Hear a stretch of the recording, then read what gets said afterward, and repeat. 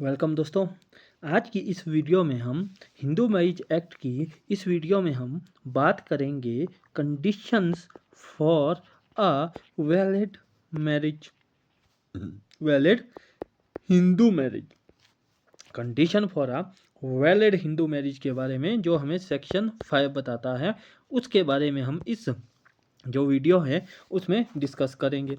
तो सेक्शन 5 जो है उसमें जो है हमें 3 क्लॉजेस देखने को मिलते हैं, जिसमें हमें कुछ कंडीशंस दी गई है एक वैलिड हिंदू मैरिज के लिए।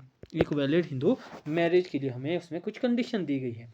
तो जो सबसे पहली जो कंडीशन है एक वैलिड हिंदू मैरिज के लिए, वो बात करती है, वो है बायगेमी।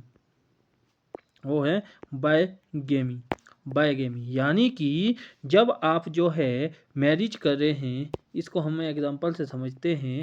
ए और बी है, ए बी ने एक दूसरे से मैरिज करनी है। तो बायगेमी का मतलब है अगर ए की कोई पहले से हस्बैंड वाइफ कुछ भी अलाइव है यानी कि जिंदा है, और उसके होते हुए वो बी से मैरिज करता है, तो वो बायगेमियस मैरिज कही जाती है। तो इस तरह की मैरिज जो है वो हिंदू मैरिज एक्ट के अकॉर्डिंग वैलिड मैरिज नहीं है।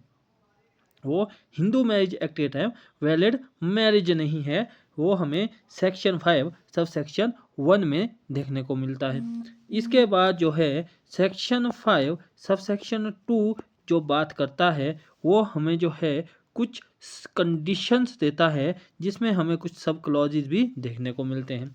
तो हिंदू मैरिज एक्ट के सेक्शन 5 सब सेक्शन 2 का पहला क्लॉज बात करता है कि वो मैरिज वैलिड है जिसमें जो है वो क्या है, ये जो है नेगेटिव डेफिनेशन देता है। ये बताता है कि in incapability of giving a valid consent it in consequence of a unsoundness of mind. यानी कि कोई भी पर्सन ए जो है वो अनसाउंडनेस ऑफ माइंड की वजह से वैलिड जो है वैलिड कंसेंट नहीं दे सकता मैरिज के लिए, तो वो भी जो है वो जो मैरिज है वो वैलिड मैरिज नहीं होगी।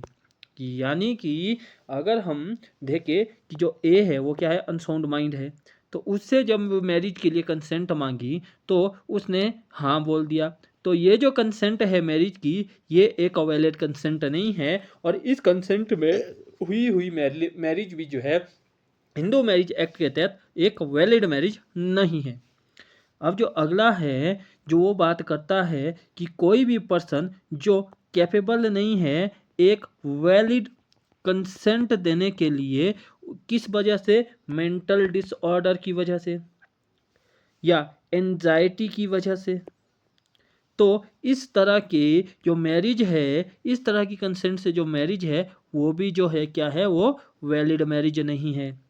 या कोई पर्सन है जिसको रिसेंट अटैक ऑफ इंसेनिटी आते हैं, तो उसकी कंसेंट भी जो है वो वैलिड कंसेंट नहीं मानी गई है, या ये चीज़ भी है वैलिड नहीं मानी गई है एक मैरिज के लिए।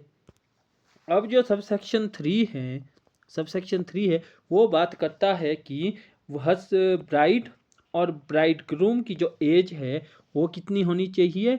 ब्राइड ग्रूम की एज होनी चाहिए 21 ईयर्स और ब्राइड की होनी चाहिए 18 ईयर्स एक वैलिड मैरिज के लिए। इसके बाद अगला जो बात करता है वो बात करता है कि ब्राइड ग्रूम और ब्राइड प्रोहिबिटरी डिक्री रिलेशनशिप में फॉल नहीं होने चाहिए, अनलेस अनलेस कस्टम और यूजेज जो है वो उनको परमिट करते हैं, अदरवाइज उनकी मैरिज जो है वो वैलिड नहीं होगी। अगला बोलता है कि वो स्पिंडा नहीं होने चाहिए। यदि वो स्पिंडा है तो वो एक दूसरे से मैरिज नहीं करते जब तक उनके कस्टम और यूजेज उन्हें गवर्न ना करे, उनको परमिशन ना दे। अब जो है इसमें जो है अगर कोई बायगेमियस मैरिज करता है, तो सेक्शन 17 के अकॉर्डिंग, हिंदू मैरिज एक्ट के सेक्शन 17 के अकॉर्डिंग उनको पनिशमेंट होगी। और अगर कोई 18 साल से कम ब्राइड और 21 साल से कम ब्राइड रूम मैरिज करते हैं, तो उसके लिए भी section 18 of Hindu marriage act के तहत उनको पनिशमेंट होगी। कोई स्पिंडा और प्रोहिबिटरी डिक्री रिलेशनशिप में फॉल करते हैं और उनके कस्टम और यूजेस उन्हें परमिट नहीं करते हैं, फिर भी वो मैरिज करते हैं, फिर तो भी जो है उन्हें पनिशमेंट होगी section 18 of Hindu marriage act के तहत। ये जो है हमें सेक्शन 5 जो है हमें ये चीज़ें बताता है। अब हम जो है एक नॉर्मल तरीके से जो है एक वैलिड मैरिज के लिए ग्राउंड कंडीशंस देखेंगे। तो पहली कंडीशन है कि पर्सन जो है वो पहले से मैरिड नहीं होना चाहिए, पहले से जो है मैरिड नहीं होना चाहिए। यदि मैरिड है तो उसका डिवोर्स होना चाहिए लीगली, ठीक है जी। और दूसरी कंडीशन बोलती है कि वो मेंटली कैपेबल होना चाहिए, ठीक है जी। दूसरी कंडीशन क्या बोलती है कि वो मेंटली कैपेबल होना चाहिए, किस चीज़ के लिए? एक वैलिड कंसेंट देने के लिए। तीसरी कंडीशन जो है वो बोलती है कि अगर उसने कंसेंट दी है, अगर उसने कंसेंट दी है और वो अनसाउंड माइंड था तो उसकी जो कंसेंट है वो वैलिड नहीं होगी, वो वैलिड नहीं होगी। और चौथी कंडीशन है वो बात करती है कि अगर किसी पर्सन को रिसेंट अटैक ऑफ इंसेनिटी होती है तो वो पर्सन भी जो है, ये कंडीशन भी जो है लीगली वैलिड मैरिज करने के लिए, लीगली मैरिज करने के लिए वैलिड नहीं है।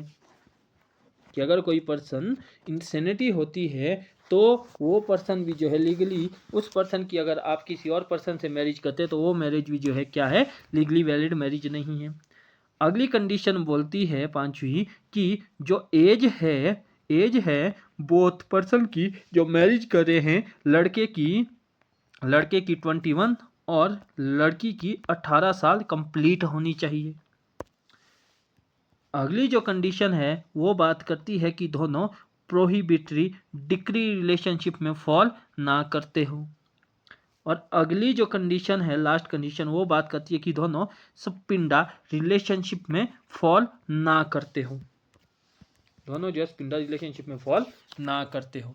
अब जो है हमने इसमें देखा था कि सेक्शन 17 में हमें बात की गई है बाइगेमियस मैरिज की, बाइगेमियस मैरिज के पनिशमेंट की, सेक्शन 17।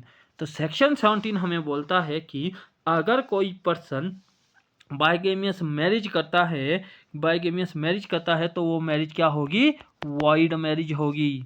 तो वो मैरिज क्या होगी, वो वॉइड मैरिज होगी। और सेक्शन 494 एंड 495 आईपीसी के तहत उनको क्या होगी, उनको पनिशमेंट होगी, उनको क्या होगी, उनको पनिशमेंट होगी। और सेक्शन 18 जो है वो बात क्या करता है, वो बात करता है दो चीज़ों की, कि पहले तो अगर उनकी एज 18 साल और 21 साल नहीं है, फिर जो है क्या होगा, फिर क्या होगा, वो बात करता है कि फिर उन्हें जो है 2 साल की सज़ा होगी जो उनकी मैरिज करवाएंगे, और साथ ही साथ उनको जो है 1 लाख रुपीज़ का फाइन होगा। ये हमें सेक्शन 18 के क्लॉज 1 में देखने को मिलता है, जो बात करता है कि अगर किसी पर्सन की एज 18 साल से कम है तो वो जो है तब जो है उनको ये, और उनकी मैरिज करवाते हैं, लड़के की उम्र 21 साल से कम है, लड़की की 18 साल से कम है, उनकी शादी करवाते हैं, तो इस केस में आपको जो है 2 साल तक की सज़ा और 1 लाख रुपए तक का फाइन हो सकता है। और यदि मैरिज करवाते हैं दो पर्सन के बीच जो पिंडा है या प्रोहिबिटेड डिक्री रिलेशनशिप में फॉल करते हैं और उनके कस्टम एंड यूजेस उन्हें परमिट नहीं करते हैं, तो इस केस में जो है आपको, अगर आप उनको सज़ा, उनकी जो है शादी करवाते हैं तो आपको 1 मंथ की इम्प्रिजनमेंट और साथ ही साथ आपको 1000 रुपीज़ का फाइन हो सकता है। ये हमें सेक्शन 18 सब सेक्शन 2 बताता है, ये हमें सेक्शन 18 सब सेक्शन 2 बताता है। तो ये जो है इस वीडियो में हमने सेक्शन 5 को, तो एक कंडीशन फॉर वैलिड मैरिज को जो है हमने समझा कि भाई कौन कौन सी कंडीशन एक वैलिड मैरिज के लिए होगी। तो हम जो है इसके साथ इसकी जो नेक्स्ट वीडियो आएगी उसमें हम पढ़ेंगे कि जो सेकंड मैरिज है वो कब जो है वैलिड होगी, वो कब जो है वो वैलिड मानी जाएगी। ठीक है जी। और बाइगेमियस का मतलब क्या होता है, essential ceremonies for requirement of for bigamous marriage क्या होगी। और साथ ही साथ हम इसमें Sarla Mudgal versus Union of India, Lily Thomas versus Union of India के केस लॉज को भी देखेंगे। और साथ ही साथ हम इसमें देखेंगे सुरजीत कौर वर्सेस गुर्जर सिंह के केस को। और साथ ही साथ इसमें जो नेक्स्ट जजमेंट हम देखेंगे वो है Bhau Rao versus State of Maharashtra, Bhau Rao versus State of Maharashtra. ये जो जजमेंट है ये बात करती है condition for second marriage to a valid, कि सेकंड मैरिज कब वैलिड मानी जाएगी, इसकी कंडीशन जो है हमें इसमें देखने को मिलेगी। साथ ही साथ हम जो है सेक्शन 6 में देखेंगे कि ये जो मैरिज है ये वॉइड है, इसको साबित करने की जो बर्डन ऑफ प्रूफ है वो किस पे होगा। और चाइल्ड मैरिज का क्या स्टेटस है, चाइल्ड मैरिज का क्या स्टेटस है प्रेजेंट टाइम में। इसके साथ साथ हम देखेंगे ceremonies of a valid Hindu marriage, section 7। ये हम जो है नेक्स्ट वीडियो में देखेंगे कि कौन कौन सी चीज़ें जो है एक वैलिड मैरिज के लिए कौन कौन सी सेरेमनी ज़रूरी है। साथ ही साथ बर्डन ऑफ प्रूफ किसके ऊपर होगा कि भाई ये जो मैरिज है ये इलीगल है, वॉइड है, नॉट इलीगल है, नॉट वॉइड है, क्या चीज़ें हैं, ये जो बर्डन ऑफ प्रूफ किसके ऊपर होगा और कैसे साबित होगा। चाइल्ड मैरिज का क्या स्टेटस है, चाइल्ड मैरिज के रिगार्डिंग क्या प्रोविज़न है प्रेजेंट टाइम में हिंदू के बीच में इन इंडिया, ये सब जो है हम कल देखेंगे। तो आज के लिए इतना ही, मिलते हैं आपसे नेक्स्ट वीडियो में।